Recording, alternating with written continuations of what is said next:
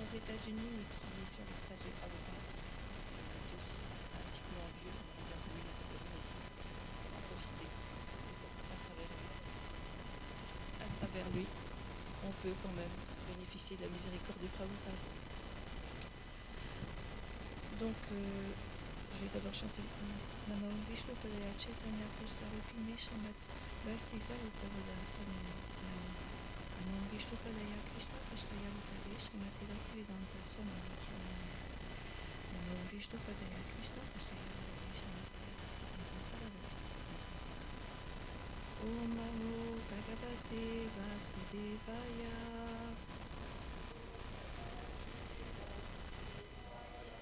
Om Namo Bhagavate Vasudevaya.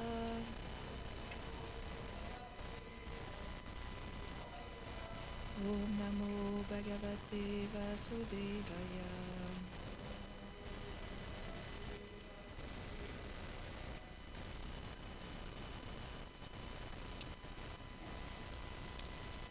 Donc, je passe de l'autre côté de l'écran. Habituellement, moi, je me charge uniquement de la correction du livre et là, aujourd'hui, je dois en parler. Donc, c'est un petit peu plus difficile pour moi que la correction. Mais grâce à l'aide de Krishna, grâce à l'aide de vous et de l'aide spirituelle, je vais pouvoir m'en sortir quand même. Voilà. Donc, j'ai prévu de vous parler de l'âge de Kali. Et j'ai choisi un verset dans le Srimad Bhagavatam, le premier chant. C'est le chapitre 16, verset 20. Padernyumnyam chusachi maikavadam atmanam pavichaler bokshamanam aoduradim ritagyana bagan raja utaslim magyavatya vashati. Est-ce que tu te lamentes pour moi parce que j'ai perdu 3 pattes et que je me tiens seulement sur une? Ou pour toi-même parce que les pécheurs vont t'exploiter? Ou parce que les demi-dieux ont été privés de leur part des sacrifices? Ou te lamentes-tu pour les citoyens qui souffrent à cause d'un manque de pluie? Commentaire. Il existe 4 âges, Satya, Treta, Dvapara et Kali. Lors du Satya Yuga, l'ère de la vérité, la religion repose sur 4 piliers qui sont la véracité, la compassion, l'austérité et la charité. Lors du Treta Yuga, chaque pilier se trouve diminué d'un quart par l'influence des 4 piliers de les religions qui sont le mensonge, la violence, l'insatisfaction et la querelle. En effet, le mensonge diminue la vérité, la violence la compassion, l'insatisfaction l'austérité et la querelle la charité. Dans le Dvapara Yuga, ils sont diminués de moitié. Seul un quart des principes religieux subsistent dans l'âge de Kali. Mais ces principes sont rongés progressivement avec l'avancée de cet âge par les principes de l'irréligion pour finalement disparaître. C'est pourquoi le bœuf est ici représenté au début de l'âge de Kali par une seule patte comme soutien. Bien que les Écritures ne permettent pas l'abattage de la vache et la consommation de sa chair dans cet âge, la vache et le taureau sont exploités, ce qui amène aux êtres beaucoup de souffrances. Les sacrifices recommandés dans les Écritures sont également arrêtés. Ils ont pour but de satisfaire les demi-dieux qui assument sous le commandement du Seigneur suprême le maintien de l'ordre cosmique. Ces sacrifices permettent de neutraliser les conséquences négatives des activités faites par ceux qui aspirent au plaisir matériel. Ils apportent une réelle satisfaction aux demi-dieux qui sont des représentants du Seigneur. Par l'ordre et le pouvoir de Krishna, ces demi-dieux régissent les éléments tels que le vent et la pluie. Aussi, ces sacrifices permettent-ils aux êtres d'obtenir des demi-dieux l'abondance, la santé et la joie. En effet, si par exemple il y a un manque de pluie, les êtres connaissent la faim.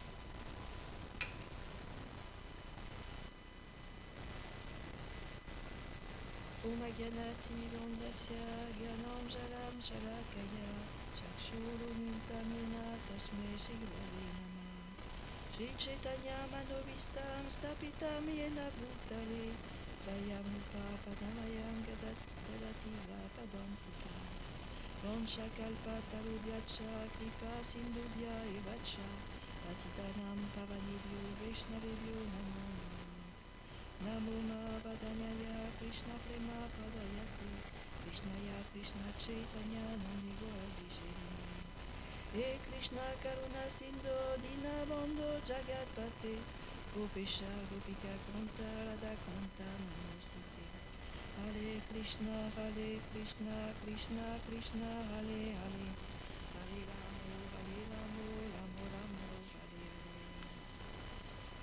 Donc, je relis le verset. Est-ce que tu te lamentes pour moi parce que j'ai perdu 3 pattes et que je me tiens seulement sur une, ou pour toi-même parce que les pécheurs vont t'exploiter, ou parce que les demi-dieux qui ont été privés de leur part des sacrifices? Ou te lamentes-tu pour les citoyens qui souffrent à cause d'un manque de pluie? Donc je resitue d'abord ce passage, donc que c'est le sage Sutta qui répond aux questions des sages à Naimisharanya. Les sages s'étaient réunis pour accomplir un sacrifice et Sutta arrive et les sages lui posent une tas de questions. Et entre autres, il lui pose des questions sur Maharaj Parikshit. Et là, le verset que vous voyez là, c'est Maharaj Parikshit qui parle à un bœuf et à une vache. Donc pour resituer aussi Maharaj Parikshit était le fils d'Abhimanyu. Abhimanyu, c'était le fils d'Arjuna. Et Abhimanyu, sur le champ de bataille de Kurukshetra, il a été tué d'une façon un peu très discutable, puisqu'il a été pris dans un... Il a été tué par plusieurs combattants. Et sa mère, c'était Uttara. Et avant de mourir, donc Abhimanyu avait fait un enfant à Uttara. Et Uttara portait ce bébé dans son ventre. Et il était le seul, les Pandavas vont disparaître aussi après la bataille de Kurukshetra, vont retourner au monde spirituel. Et Maharaj Parikshit, le futur enfant, est donc le seul descendant des Pandavas. C'est le seul héritier. Et il y a Ashvatam, qui est de l'autre camp, qui veut absolument tuer cet enfant, puisqu'il est le dernier de la lignée des Pandavas, et qu'il est aussi un dévot du Seigneur. Donc Ashvatam va lancer son Brahmastra pour tuer le bébé dans le ventre de sa mère. Mais le Seigneur va intervenir pour le protéger. Il va intervenir avec son Sudarshan chakra pour le protéger. Donc il va pénétrer dans le ventre de la mère sous la forme d'une toute petite graine, hein, et il va protéger ainsi le bébé dans le ventre de sa mère. Quand Maharaj Parikshit va naître, les astrologues, comme c'était la tradition à l'époque, les astrologues se réunissent et ils décrivent aux parents quelle sera la vie du bébé. Donc tout de suite, ils voient que cet enfant n'est pas un enfant ordinaire, que c'est un enfant qui a d'énormes qualités et que c'est un Mahabhagavat. C'est-à-dire que c'est un brahmana de premier ordre qui connaît tout, qui sait tout, etc. Donc il va grandir, il va gouverner son pays avec la science de la dévotion, puisqu'il la connaît parfaitement, et il va gouverner et diriger ses citoyens de façon à ce que ceux-ci puissent retourner au monde spirituel à la fin de leur vie. Ça, c'était vraiment les principes des âges, des temps védiques. À ce moment-là, les rois étaient des hommes parfaits et ils pouvaient ainsi gouverner leur pays d'une façon parfaite et conseiller et diriger les hommes, ces citoyens, d'une façon parfaite. Et ils ne contribuaient pas forcément seulement au bien-être de ces sujets, mais ils s'occupaient aussi des animaux, bien sûr, des plantes, etc. Et tout dans son royaume était heureux. Et, il était aussi entouré, bien sûr, il ne gouvernait pas seul, il était aussi entouré par des grands sages, et ces grands sages aussi possédaient la connaissance spirituelle. Donc il est évident que dans son royaume, il n'y avait pas de mauvaises choses, que tout se passait à merveille, que tous les gens étaient contents, heureux, et qu'il n'y avait pas d'abattage d'animaux, ou que les gens ne profitaient pas des autres. Donc, euh, il est en train donc de gouverner et il est dans sa capitale de l'Empire Kourou, puisqu'il est devenu l'empereur. Et là, tout se passe bien jusqu'à présent, et à un moment, il entend dire que Kali est arrivé dans son royaume. Et comment s'aperçoit-il que Kali est arrivé dans son royaume, s'est infiltré dans son royaume? Parce que petit à petit, des rapports sexuels illicites sont en train d'apparaître, chose qui n'était pas possible dans un royaume parfait. Il y avait des citoyens qui commençaient à manger de la chair animale, donc qui abattaient les animaux. Et il y avait aussi des citoyens qui s'adonnaient aux jeux de hasard. Et Prabhupada, il ajoute aussi aux sports futiles. Mais il n'en dit pas plus, donc je ne sais pas ce que c'est que les sports futiles. Je ne sais pas ce qu'il entend par sport futile. Ouais. Donc, en tant que Kshatriya et aussi en tant que roi d'un état parfait, il décide d'aller tuer et combattre je ne peux pas dire démon, mais Kali, puisque normalement dans son royaume ça n'a pas lieu. Alors ça ne lui fait pas plaisir bien sûr d'entendre ces choses, mais d'un autre côté, comme il est un Kshatriya, et que un Kshatriya, sa fonction c'est de défendre et de combattre, eh bien il est content quand même d'aller combattre, parce qu'enfin il va pouvoir servir à quelque chose sur ce point-là. Donc il part avec son armée, en grande pompe, il y a toute une description dans Srimad Bhagavatam qui est superbe, et il part, et là il va conquérir le monde entier. Il conquiert tous les États qu'il a rencontrés, et à chaque fois qu'il s'arrête dans un État et qu'il a conquis cet État, il entend parler des gloires du Seigneur Krishna, il entend parler des gloires des Pandavas, etc. etc. Et il reste donc dans cet état pendant un long moment. Pendant ce temps-là, donc on fait un retour en arrière, pendant ce temps-là, sur la terre, il y a un bœuf qui est en train d'errer sur la terre. Ce bœuf représente Dharma. Dharma, ce sont les principes religieux, le principe de la moralité. Et Dharma rencontre à un moment une vache. La vache, c'est la terre, elle représente la terre. Et la vache est dans un état très très lamentable. Elle pleure comme si elle avait perdu son veau, elle est maigre, elle est triste, elle est faible. Donc Dharma s'inquiète. Et Dharma, lui aussi, je ne l'ai pas dit, mais lui aussi ne repose plus que sur 3 pattes. Il n'a plus qu'une seule patte. Donc il va questionner la vache pour lui dire, on va lui demander, mais pourquoi est-ce que tu pleures? Qu'est-ce qui t'arrive? Est-ce que c'est parce que je n'ai plus que 3 pattes, qu'une seule patte? J'ai perdu 3 pattes, etc. Donc il y a tout un dialogue qui s'établit entre... Enfin, c'est plutôt Dharma qui parle, et la vache plutôt écoute, elle va répondre un peu après. Et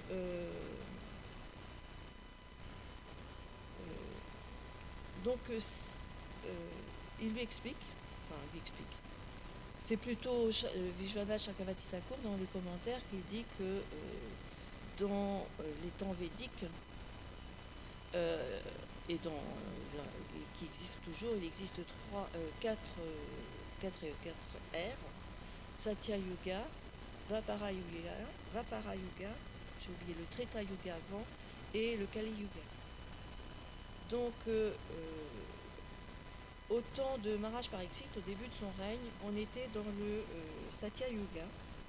Le Satya Yuga, c'était l'ère de la vérité, c'est-à-dire là où tous les piliers de la religion étaient complets. Et ces piliers de la religion, c'était la véracité, la compassion, l'austérité et la charité. Charité, à d'autres endroits, on parle de pureté. Donc charité, pureté, c'est la même chose. Dans le deuxième âge, dans le Treta Yuga, un quart des piliers de la religion ont disparu. Dans le Dvapara Yuga, un quart de plus, donc ça fait la moitié des qualités ont disparu. Et dans le Kali Yuga, c'est le quart restant qui va disparaître progressivement. Donc ici, on se trouve au début du Kali Yuga, donc le bœuf a encore sa patte, mais normalement, à la fin du Kali Yuga, le bœuf ne va plus avoir du tout de pattes. Donc cette patte représente la véracité. Et Vishwanath Chakravarti Thakur dit que la véracité, c'est la qualité qui permet comment dire, de connaître Krishna, de rejoindre Krishna. Une seule de ces qualités peut suffire à un dévot pour atteindre Krishna. Donc ce dialogue entre le bœuf et la vache est vu d'une façon mystique par Maharaj Parikshit. Maharaj Parikshit, il a des yeux mystiques et il entend cette conversation entre le bœuf et la vache. Donc c'est pour ça que Maharaj Parikshit après va pouvoir retrouver facilement le bœuf et la vache, va savoir où ils sont trouvés. Vishwanath Chakravarti Thakur, dans son commentaire, va expliquer les différentes caractéristiques de l'âge de Kali. Ça se trouve dans Srimad Bhagavatam, dans le 12e chapitre, dans le 12e chant, dans le 2e chapitre. Et ça représente à peu près 7-8 versets. Il dit que dans l'âge de Kali, et on est actuellement aussi dans l'âge de Kali, c'est que la richesse, c'est un signe pour les gens maintenant de bonne naissance, de bon comportement et de bonne qualité. Si on est riche, on est tout ça. Si on n'est pas riche, on n'est rien du tout en fait. Voilà. La loi et la justice qui étaient appliquées vraiment d'une façon correcte et droite par le roi, maintenant dans l'âge de Kali, elle est appliquée sur la base du pouvoir. C'est-à-dire que c'est le pouvoir en place qui va mettre les lois en place, mais comme le pouvoir est corrompu, les lois obligatoirement seront corrompues et seront toujours au détriment des mêmes. Les lois seront faites plutôt pour aider, je dirais, les gens qui sont dans la tendance du gouvernement. Les rapports entre hommes et femmes, avant les femmes étaient très très chastes et les femmes étaient avec leur mari pour les aider à progresser dans la voie spirituelle. Maintenant, c'est plus le cas.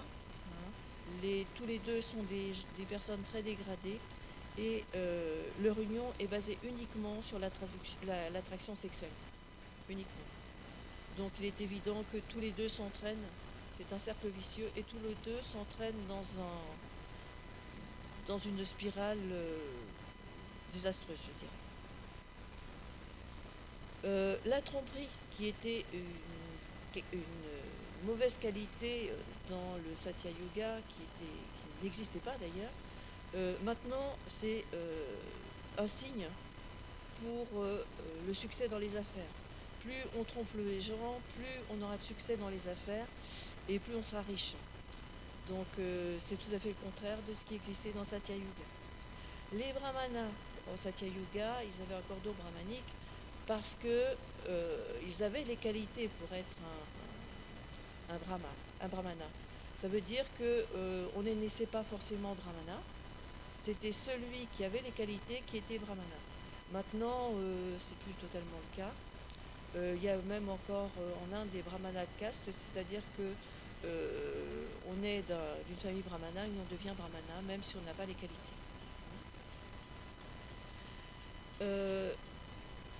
Alors après, il y a la crédibilité. Donc les gens maintenant actuellement sont crédibles si ils possèdent beaucoup d'argent. Donc les gens croient en eux. Au temps védique, on était crédible si on avait la connaissance spirituelle, si on suivait les principes régulateurs, etc. Actuellement, c'est plus le cas, c'est plutôt le contraire. Les pauvres actuellement sont considérés comme des impies, comme des gens moins que rien. Et ceux qui sont vertueux, on les considère comme des hypocrites, parce qu'on pense que ces gens-là ne sont pas véritablement vertueux. Le but de l'existence actuellement, c'est de jouir des principes, de jouir des plaisirs des sens, de remplir son ventre, alors qu'au temps védique, c'était de prendre, comment dire, d'acquérir la connaissance spirituelle, de pouvoir retourner au royaume de Krishna. C'était le but de toutes les personnes qui vivaient à cette époque-là. Maintenant, c'est plus le cas, hein, malheureusement. Et les gens n'hésitent plus maintenant à jouir de tous les plaisirs qui s'offrent à eux, sans s'occuper si ça fait plaisir ou pas plaisir aux personnes qui les accompagnent ou aux gens à qui ils pourraient faire du mal. Donc, les élections, c'est la même chose.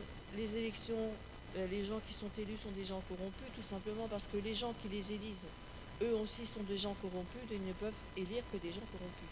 C'est un cercle aussi vicieux. Si actuellement ça ne va pas très très bien, c'est que il n'y a pas des gens qui suivent les principes de la religion qui pourraient appliquer des choses correctes dans la vie. Et puis une dernière chose, c'est que on est aussi considéré un érudit si on parle bien, quels que soient les propos que l'on tient, si on parle bien, on est considéré comme un érudit. Voilà.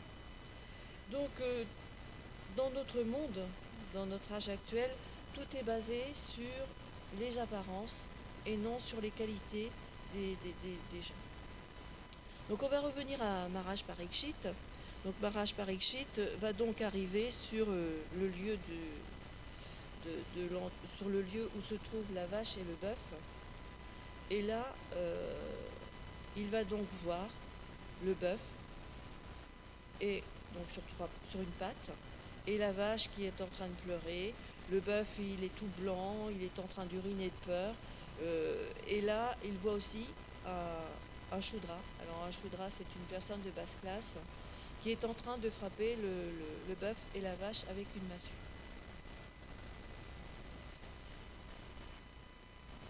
Donc Maharaj Parikshit tout de suite se met très très en colère, hein, et il va poser des questions au Shudra en question, parce qu'il pense il pense tout de suite que ce n'est pas un roi. Ce Shudra, il est déguisé, il est habillé en roi, comme s'il était un roi, mais Maharaj Parikshit voit tout de suite qu'il n'est pas un roi. Donc Vishwanath Chakravarti Thakur fait tout un dialogue entre le Shudra et entre Maharaj Parikshit. Et Maharaj Parikshit, qui est très en colère, pose des questions à Kali et lui dit « Mais qui es-tu » Et le Shudra lui répond « Je suis un roi. J'ai les habits du roi, je suis un roi. » Alors Maharaj Parikshit lui dit « Mais comment tu peux être le roi puisque c'est moi qui est le roi? Donc c'est pas possible. » Donc le Shudra lui répond « Mais j'ai les habits de roi, donc je suis un roi. » Vous voyez, c'est l'apparence qui compte. Et Maharaj Parikshit lui dit « Ce n'est pas possible, tu es un Shudra. Par tes actions, tu es un Shudra. Tu ne peux pas être un roi. C'est pas possible. » Et puis, et il lui dit aussi « C'est parce que Krishna et Arjuna ont quitté la terre que tu te permets de te comporter comme un roi. S'ils avaient été là, jamais tu ne te serais comporté comme ça.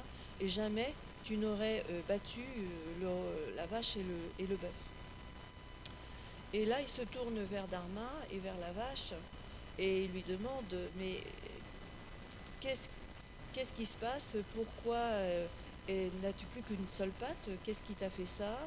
À la vache, il lui demande « Mais pourquoi est-ce que tu es faible? Pourquoi est-ce que tu pleures? » etc. Et Dharma, qui est le représentant des principes religieux, donc élude la question, ne veut pas lui répondre. Parce que pour Dharma, si ces choses-là lui arrivent, c'est que c'est un résultat de ses actions passées. Si Kali le frappe, c'est parce qu'il a fait quelque chose de mal dans sa vie passée et que ce n'est qu'un résultat de sa vie passée.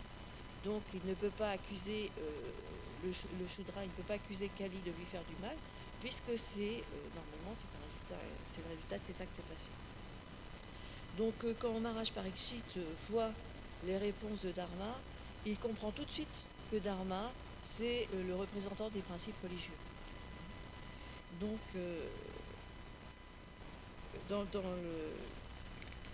il est dit aussi dans le Bhagavad Gita, je crois que c'est dans le Bhagavad Gita, je ne sais plus si c'est le Bhagavad Gita ou Srimad Bhagavatam, il est dit que celui qui accuse une personne, il atteint la même destination que lui. Donc il faut faire extrêmement attention aussi à nos propos. C'est que il ne vaut mieux pas en général accuser des gens parce que la personne en question va peut-être aller dans une mauvaise direction, mais la personne qui accuse aussi. Donc j'ai trouvé cette idée intéressante, c'est pour ça que je l'ai notée. C'est un petit peu hors sujet, mais voilà. Donc là, de nouveau, Dharma lui explique, Maharaj Parikshit lui explique que les trois pattes qui ont été cassées, ça représente les trois piliers de la religion, à savoir l'austérité, la compassion et la pureté. Hein, et que ces trois piliers, ils ont été détruits par l'influence de la fierté, par l'intoxication et par l'association avec des personnes illicites, des gens illicites. Donc cette seule patte qui représente la véracité nous permet donc, je vous l'ai dit tout à l'heure, mais je redis, c'est nous permet de nous concentrer sur Krishna et de l'atteindre. Donc même s'il n'y a qu'une seule qualité, la véracité, rien n'est perdu. On peut toujours atteindre Krishna. Donc Maharaj Parikshit, il est vraiment très très en colère et il décide de tuer Kali parce que dans son royaume, c'est pas possible que Kali apparaisse puisque c'est un royaume parfait. Donc il décide de le tuer. Il va attraper ses armes, il commence à prendre ses armes. Alors là, à ce moment-là, Kali il voit que Maharaj Parikshit va le tuer. Donc tout de suite, il abandonne ses vêtements de roi. Il a très très peur et il se jette à ses pieds pour lui demander la protection. Or, dans ces temps, quand quelqu'un demandait la protection à un kshatriya, le kshatriya devait lui accorder la protection. Donc là, Maharaj Parikshit ne peut plus le tuer puisqu'il lui a demandé la protection. Mais il ne peut pas non plus le garder dans son royaume puisque son royaume est parfait et que Kali a pris pour ami les religions. Donc c'est impossible que Kali reste dans son royaume. Donc il lui dit, faut que tu t'en ailles, tu ne peux pas rester là, je te bannis de ce royaume, tu t'en vas. Et Kali lui répond, mais oui, mais où est-ce que je vais aller? Je n'ai pas d'endroit pour aller. Là où je vais aller, ça va être ton royaume, ça va être un endroit parfait, donc je ne peux pas rester. Donc accorde-moi des endroits, des lieux où je pourrais rester sans problème, sans que tu ne veuilles me tuer. Donc Maharaj Parikshit va lui attribuer 4 lieux. Les endroits où il y a des jeux de hasard, les endroits où il y a consommation d'intoxicants, les endroits où il y a consommation, les rapports sexuels, et les endroits où il y a abattage des animaux. Et Kali n'est pas satisfait, il trouve que c'est pas suffisant. Donc il demande à Maharaj Parikshit de lui attribuer un 5e lieu. Et là, Maharaj Parikshit va lui attribuer un endroit où se trouve l'or. Parce que là où se trouve l'or, vous avez aussi l'intoxication, les rapports sexuels illicites, les jeux de hasard et l'abattage des animaux. Donc Kali est, on va dire, satisfait. Donc Kali va donc prendre refuge dans ces endroits. Et Maharaj Parikshit, lui, ayant chassé Kali, son royaume redevient tout propre, tout net. Donc il rétablit les 3 pattes du bœuf. Le bœuf va récupérer ses 3 pattes. Donc les 4 piliers de la religion sont de nouveau en place. Et la vache, il va lui redonner la prospérité en lui faisant différentes offrandes pour qu'elle puisse de nouveau être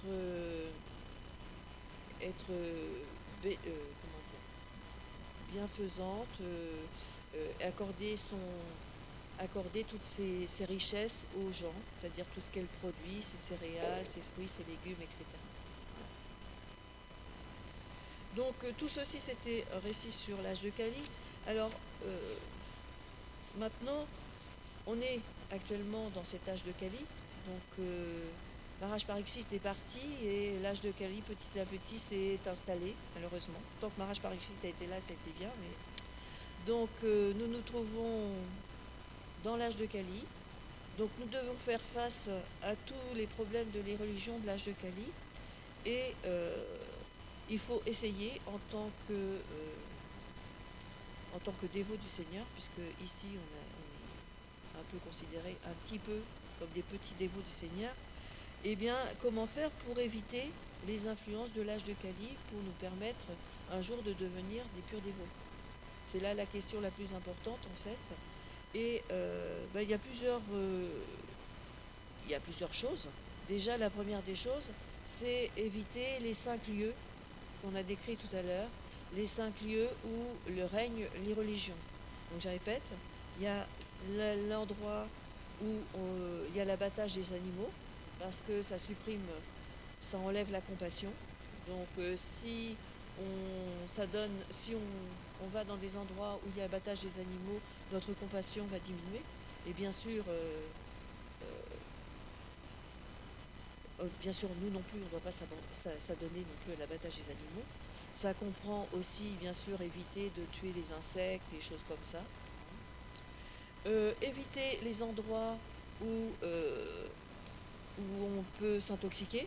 Donc, je pense par exemple, ne serait-ce qu'à un bar, par exemple, où il y a des endroits où il y a de la vente de l'alcool. Éviter les endroits où il y a des jeux de hasard, donc les casinos, des choses comme ça, c'est pas pour nous non plus. Et puis, éviter, et même plus que ça, ne pas faire de vie sexuelle illicite et éviter les endroits où il y a de la vie sexuelle illicite, comme par exemple les endroits où se trouvent des prostituées. Hein. Ensuite, il y a d'autres choses. Il y a un exemple aussi qui est très très intéressant dans Srimad Bhagavatam, c'est Ambarish Maharaj. Vous avez dû déjà entendre parler d'Ambarish Maharaj. Ambarish Maharaj était un grand roi aussi, et il est décrit dans le Srimad Bhagavatam, dans le 9e chant, 4e chapitre. Ambarish Maharaj, il engageait tous ses sens, tout son corps dans l'adoration du Seigneur. Hein. Donc il y a tout un verset, il y a plusieurs versets d'ailleurs, et Ambarish Maharaj, il avait ses pensées constamment fixées sur le Seigneur, constamment, et pas un seul instant où il ne pensait pas au Seigneur. Avec sa bouche, il glorifiait le Seigneur et il parlait du Seigneur sans cesse. Avec ses mains, il nettoyait le Seigneur, il adorait le Seigneur, il engageait tout avec ses mains pour servir le Seigneur. Avec ses oreilles, il écoutait la katha, c'est-à-dire les récits qui ont lieu, qui ont trait au Seigneur, qui racontent les gloires du Seigneur, etc. Avec ses yeux, bien sûr, comme nous on fait, mais on regarde le Seigneur, on le contemple. Avec son corps, il étreignait le Seigneur, quand il pouvait, bien sûr, parce que les mourtis, enfin plutôt les mourtis. Il étreignait aussi les dévots. Quand il rencontrait un dévot du Seigneur, il le prenait dans ses bras, il l'embrassait. Il touchait leurs pieds aussi, quand il pouvait toucher les pieds du Seigneur aussi, sous la forme de la myrtille. Avec ses narines, eh bien, il sentait le parfum des feuilles de Tulasi, des fleurs qui avaient été offertes au Seigneur, etc. Avec sa langue, il goûtait le prasadam, la nourriture qui est offerte à Krishna. Avec ses jambes, eh bien, il se déplaçait de lieu saint en lieu saint, il visitait les temples. Avec sa tête, il touchait les pieds pareils au lotus du Seigneur, donc il rendait hommage au Seigneur. Et ou bien Maharaj Parikshit, il dit où il lui offrait des prières avec la tête, je ne sais pas trop. Et puis son but en fait, c'était de servir le Seigneur à temps complet. Donc c'est un exemple parfait, je dirais. C'est un exemple dont on doit s'inspirer. Et dans notre vie de tous les jours, on doit faire en sorte de suivre cet exemple, se servir de ses yeux, de ses oreilles, de sa bouche, de ses mains, etc., pour servir le Seigneur. Et grâce à ça, si notre mental est constamment concentré sur le Seigneur, on va progresser rapidement dans cette voie de la dévotion. Mais ce n'est pas chose si facile, je l'accorde. Il faut engager aussi toutes ses possessions au service de Krishna. Donc, il est expliqué des tas de fois dans le Bhagavatam, et même Prabhupada, il va jusqu'à dire que on doit donner 50% de ses ressources pour le Seigneur et garder simplement 50% pour soi, pour, juste pour assurer sa vie. Il y a aussi un verset dans la Bhagavad Gita qui dit qu'il faut offrir au Seigneur des feuilles, des fleurs, des fruits, de l'eau, avec un cœur pur, avec dévotion, avec amour, et que toutes ces choses qu'on va lui offrir, eh bien, il les acceptera avec dévotion, il réciproquera avec nous. Donc ça c'est aussi une façon de relationner un petit peu plus avec le Seigneur. Et puis, il accepte donc ces choses-là, uniquement ces choses-là. Si vous lui offrez de la viande, ce sera une grave offense. Donc, dans le Srimad Bhagavatam aussi, il y a des histoires comme ça qui sont très touchantes, qui sont très intéressantes. Je pense par exemple à la femme de Vidura.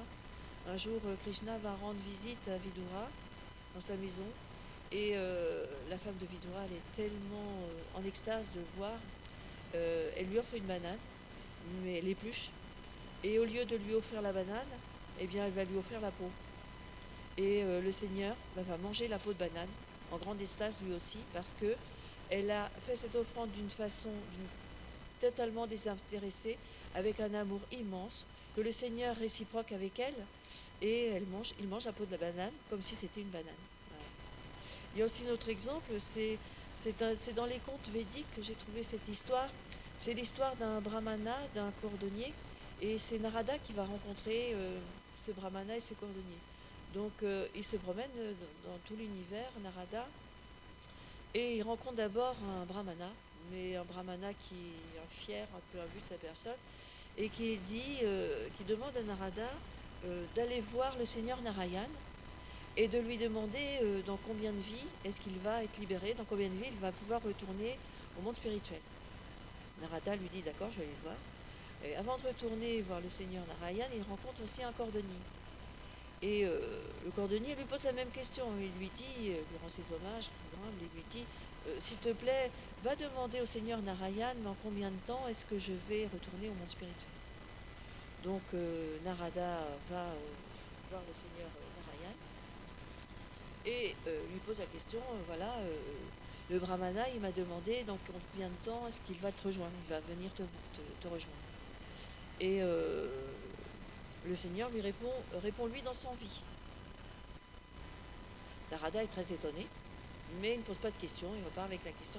Et avant de repartir, il dit mais j'ai aussi un cordonnier qui m'a demandé dans combien de temps est-ce qu'il va revenir de te rejoindre. Et là, il lui répond bientôt, il va bientôt me rejoindre. Narada est très très perplexe.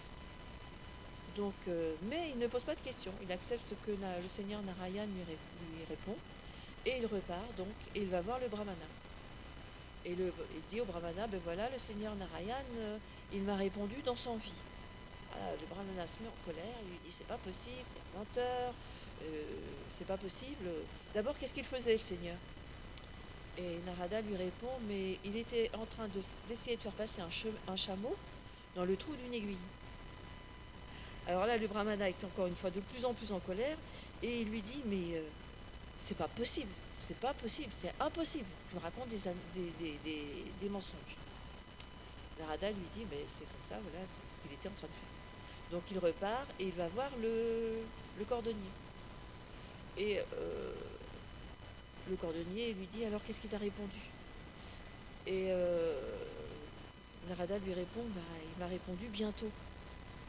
Alors là, le cordonnier est heureux, tout heureux, et il se met à crier, ah, le Seigneur, il est vraiment miséricordieux, vraiment très très miséricordieux, merci. Mais qu'est-ce qu'il faisait le Seigneur? Alors Narada, un petit peu inquiet quand même, parce que l'autre lui a répondu qu'il était un menteur, lui dit, mais il était en train d'essayer de faire passer un chameau dans le trou d'une aiguille. Et là, le cordonnier lui répond, ah, c'est merveilleux, c'est vraiment merveilleux. Alors là, Narada ne comprend plus rien. Et Narada lui dit, mais tu crois? Tu crois vraiment que le Seigneur est en train de faire passer un chameau à travers le trou d'une aiguille?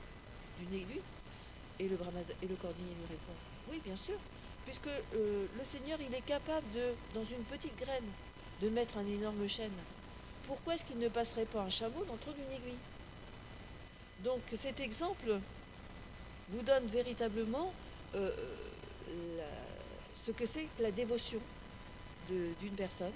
Le brahmana était brahmana, mais pas véritablement, il était brahmana plutôt avec l'habit, tandis que le cordonnier qui n'avait pas d'habit de brahmana était véritablement un brahmana en fait. Voilà.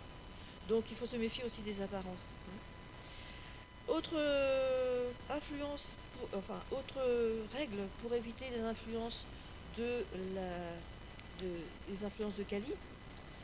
Gurudev il le répète pratiquement tous les jours, et il demande aussi si on le fait, c'est d'étudier les écritures védiques tous les jours. Donc si l'étude des écritures védiques est intéressante et recommandée de le faire tous les jours, c'est que petit à petit on va s'imprégner de ce qui est écrit dans les textes. Petit à petit on va faire de ces écritures notre dévotion, hein, et petit à petit on va pouvoir progresser dans cette voie, parce qu'on va véritablement comprendre comment il faut agir pour pouvoir progresser. Bien sûr, j'ai oublié, mais ça j'aurais peut-être dû le mettre en premier, prendre le refuge d'un maître spirituel, parce qu'on peut étudier les écritures védiques, on peut essayer de se comporter comme un dévot si on n'a pas quelqu'un de qualifié qui nous guide dans la voie de la bhakti. Eh bien on risque de faire de très très graves erreurs. Même lire le Bhagavatam, on peut en faire des interprétations.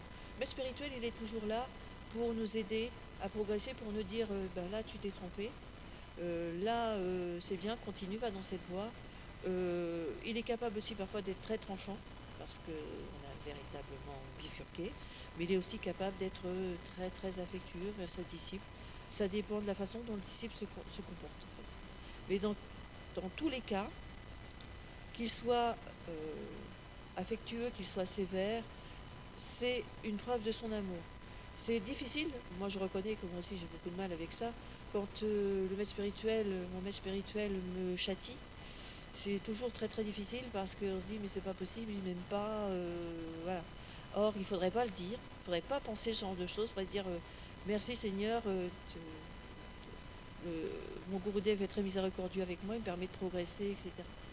Ça, c'est une des choses, peut-être, pour moi, c'est une des choses les plus difficiles à accepter. Voilà.